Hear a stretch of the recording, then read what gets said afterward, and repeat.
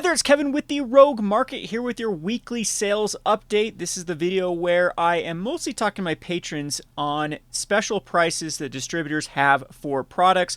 I'm going to be going over the Lord of the Rings pre-sale pricing, so for those of you that aren't patrons, this might be some helpful information with what the current rate for Lord of the Rings is, how it's faring in the market, and where I expect it to be going in the future. So this is kind of a dull week. A lot of the sales that we had last week are continuing this week. So if you want to look at those, my analysis of those products, you can go back to last week's videos and even the week before. I think it's basically 3 weeks in a row we've had these same sales, and I go down in detail if I think they're good buys. They're mainly the draft booster boxes are still on sale, so let's just take a look here.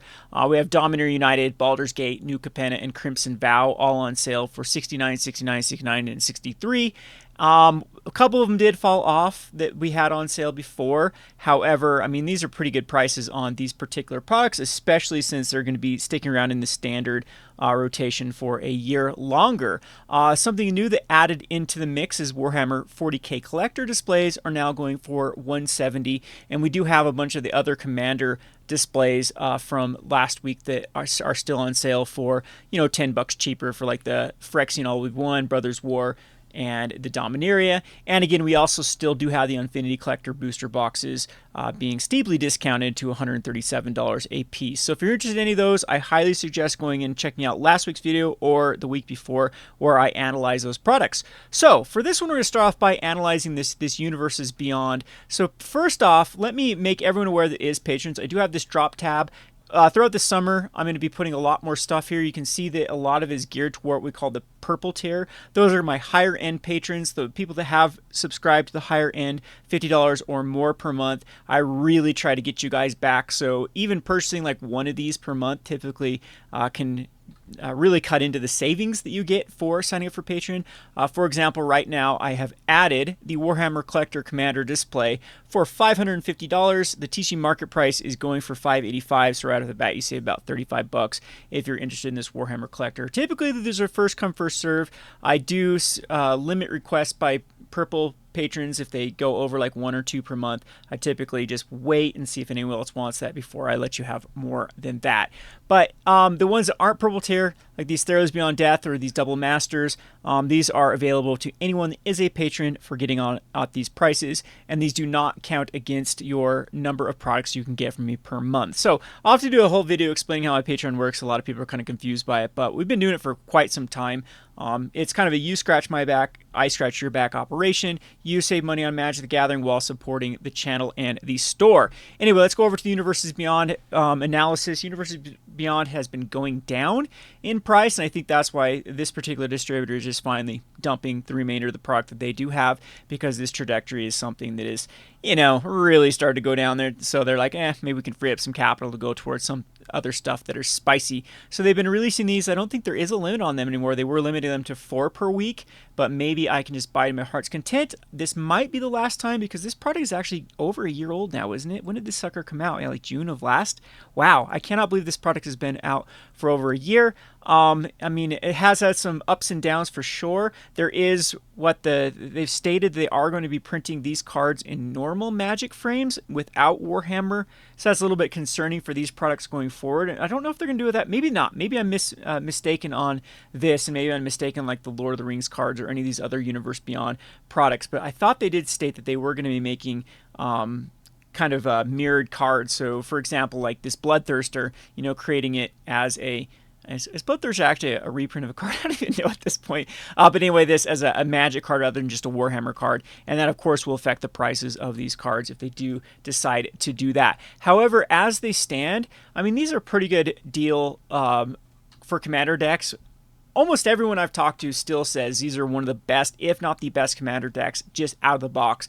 They play really well. They had great design. They have a lot of value in them, and so everyone has been pretty happy with these Commander decks. However, again, I think these had more supply than the market first thought, and everything is coming back down to earth of where these are selling at. So you can actually see the average price has been selling about $195, the listed mediums at $215, and I think the price on these is going to be $170 out the door for the Commander decks, or for the Warhammer 40Ks, if you do get them from me. So if we actually look at the prices, there isn't too many expensive cards in this, but you can see there's a lot of cards between that $4 and $8 range, and these actually are where you consider is profitable when you sell on TCG Player, that the fees don't actually kill you with the, just the initial fee they take per transaction. But then, of course, they do take off that additional percentage, and then you have to always do the shipping. If you have a TCG Player direct account, you can get around that. But I don't know if there's any arbitrage opportunities for this, meaning if you were to actually buy the Commander decks, it does say on the Goldfish there's $410 worth of value that you get for $170. So obviously there could be some arbitrage, but then if you count that a bunch of that could be in this dollar range, I mean, look how many cards are in this buck range. That is absolutely hard to sell cards or even buy list cards at that point. I'd have to really break these down to see exactly what sort of value with the Card Kingdom or Troll and Toll buy list is. But as it stands, this is a product I think will age well if there isn't massive reprints for these cards, because I think that the Magic community really did like these. Like Magic, not Warhammer. The Magic community have really liked these decks. They play really well out of the box, and they just seem to have a nice little theme to them of how they run. So we sell a lot of them here at the store. They're really popular for our locals, and I've just heard glowing reviews from everyone that has picked up these Warhammer. And Warhammer's a really good IP. If typically I'm not the biggest fan of Lord of the Rings or Doctor Who or all these other stuff, I don't know if that's actually going to bring in a lot of people to play Magic, but Warhammer absolutely shares a lot of space with Magic. So a lot of Warhammer players have bought the Commander decks just because it's a Warhammer. I play Magic occasionally, but this is a product I'm going to buy, and I think that is going to continue to happen for the livelihood of this, or the life of this product, and so it's going to, of course, the demand of that is going to outstrip the supply eventually, and they're going to start making a dent in this definitely oversaturation of this product that the market wasn't ready for. If we actually look at the Universes Beyond collector, I do have one of these available, as I said, on the drop, going for $550. The market price of these are going for $650, but you can see these have really tanked, and there are some as cheap as $570 on here. If we actually look at the prices of the cards that are contained, these Surge Foils actually do have a lot of value in them. There's a $50 card of $44. Yeah, there's a lot of value packed in these. Tons of cards in that $4 to $10 range for this particular product, and the foiling process in this seemed to be pretty good. I've had a lot of complaints. I've never opened one of these up myself, but I'm pretty sure they don't curl as poorly as some of the full foil cards you get out of collector's boosters and whatnot. But don't take my word for it, because I've never sleeved up one and played it myself. Alrighty, so on to the next Universe Beyond product that I do want to talk about for this particular video. It is time for the Lord of the Rings to be coming out in a week, 2 weeks now. So I've started to collect money for the pre-orders. This is something I do offer the patrons, is you do get to pre-order the upcoming sets, and I do have plenty of set boosters, draft boosters, and commander decks allocated that I do have up for grabs. So right now the pricing is very, very razor thin between what they're kind of going on TCG Player and what I've got them going for. So currently set boosters are going for $145. That is, it's a nice little margin. You save, $25 on the market price right now, going through this route for the pre-orders. Again, plenty of set boosters. The prices have been stable. They actually look like they're going up. The content so far, the spoilers have been pretty good. I know some people said it's lackluster for a modern set because people are trying to compare, okay, this has to go into modern, so how are we going to play these cards? But there are plenty of cards I think will be fun in the commander format. Maybe won't make an impact on modern, but there will be enough demand from, and I think that's where this set is more geared towards anyway. I think that they were just saying they're going to let them be legal in modern to give them another outlet rather than just going straight into legacy. I think now they're trying to transition modern over to how legacy was. It's okay, everything we print, you can play in modern because we're not too worried about that format. We're just making sure there's no reserve list in it. So they kind of got their goal of creating a non-reserve list format with just lets you play cards that are printed. I think that will be their new policy. It wouldn't surprise me if they start having that policy for Modern going forward with even like future Universes Beyond sets or even Commander sets or other supplemental products, even Secret Layers at that point. I'm not sure. It would not surprise me if there was an announcement saying, okay, we're just going to let Modern be the non-reserve list format. We have Pioneer that we can now start balancing kind of a competitive format, non-rotating format around. And it's very accessible. It doesn't have old sets. We don't have to worry about like really printing these obscure cards that have weird interactions. And all of those I think will be I think we'll be seeing that sort of announcement sometime in the future for the Modern format. However, I'm getting off on a tangent here. Set boosters from Lord of the Rings I think are a pretty good deal right now. We've stopped the bleeding at least for the free fall, the race to the bottom, and these are starting to recover. There have been lots of sales. I mean, these suckers have been going through, pages and pages sold. So this is a very, very popular set right now for the pre-sale. So if you do need set boosters, I do have some available. I don't let like new patrons sign up and get in on, pre-orders as of now, but I do have plenty of set boosters, and that is an option for people that are interested in joining to get into the set boosters right now.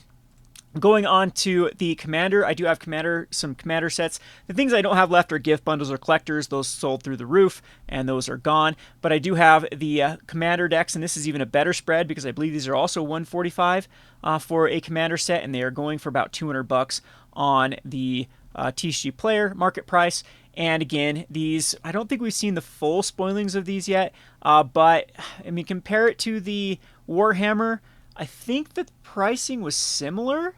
I can't remember the original pricing for Warhammer, but $145 is what I get these. They're selling for about $200. If we go back to Universes, where was it at? Where did these suckers? They started out, yeah, very similar. So it seems very, very similar between Warhammer Universes Beyond Commander decks and the Lord of the Rings Commander decks. So I'm assuming they're going to be these high-end commanders that have really good impactful cards, really built well. They didn't skimp on things, and they'll probably be popular out of the box to play. So these are still available. Have plenty of these suckers left.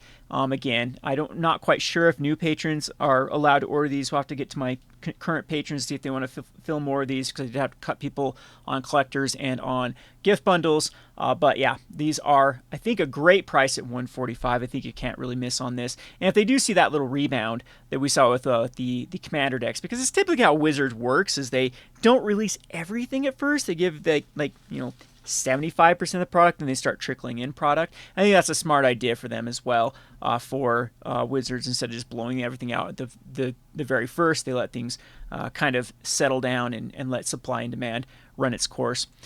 All right, onto the draft boosters. This is the one that is faring the worst compared to the price point of them, because these do cost me $135 to get the draft boosters, and they're selling for as low as $145. Those are almost gone, though, for this last bit of ones, and it jumps back up to $150 after that. And so we should see a bit of a rebounding, if not, and if more of these aren't put up for sale on TCG Player, and then you'll see a better spread at that point. So you can see most of those 144s are really sold in the past day. The race to the bottom seemed to flatten out about 144. If you think about it, the distributor pricing about 135 after all the TCG Player fees. I know they're a little bit less on like the sealed product, so there's not as big of a cut. This is probably like barely breaking even on the draft boosters. There are some stores that is their whole profit margin is working on like the cash back after using a credit card and stuff. Some people do some insane ways of actually. That's why I stopped trying to compete in like the eBay or the TCG Player market, because it was just with the fraud, with the returns, with just all those unknown things you can't. It's just more work than is worth it. That's why I like going through the patron route, because I do have a personal relationship with all of the patrons that join, where I have direct communication. And then if like I mess up on an order, it's not this big deal where it has to go through chains of eBay and TCG Player and bad ratings and stuff like that. I can fix it. I can communicate with people, and everyone can work out great. And same thing, if there's like a mishap between a particular person, I don't have to go through some sort of stupid fraud department and try to recoup stuff. Typically the people on here, everything is just a great relationship. So I don't know why I'm pumping it so much with this thing. It should just speak for itself, but that's why I'm just saying that's why I went this route. Like, I understand a lot of people do make out really well on TCG Player on eBay. It's just not for me. It's a headache. It is absolute headache to deal with both those platforms as a seller, and I just noped out quite early on when we started our business. But anyway, yeah, these are the worst spreads at the moment. The thing is though, these don't have the greatest supply. I could actually see these suckers. So let me give you some transparency.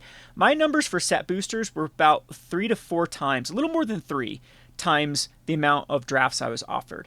And typically I'm offered a lot of drafts. So I mean, this is like typically when a new release comes out too, the distributor's like, here's what we can guarantee you with drafts, and we can get you way more. This time around, it's like, nope, here's your drafts, this is what you're getting, there's no additional drafts. Set boosters, opposite. Set booster, here's the guaranteed, and I can still order more set boosters. So I'm thinking that sets were printed at like a 3 to 1, 4 to 1 ratio, and I'm thinking the Wizards of the Coast is going to start going that direction. I actually called for it in one of my last videos, where draft boosters just don't really have a purpose outside that initial pre-release or drafting compared to like sets. Sets are better value, they sell better, it's cheaper for Wizards of the Coast to print them, and all in all, it's that shrinkflation that they wanted to start gearing people towards collector boosters and set boosters because they are cheaper to produce and they can actually upcharge them because they quote unquote have more special stuff in them. And I think that's why I'm seeing less numbers in the set booster boxes compared to the draft boosters.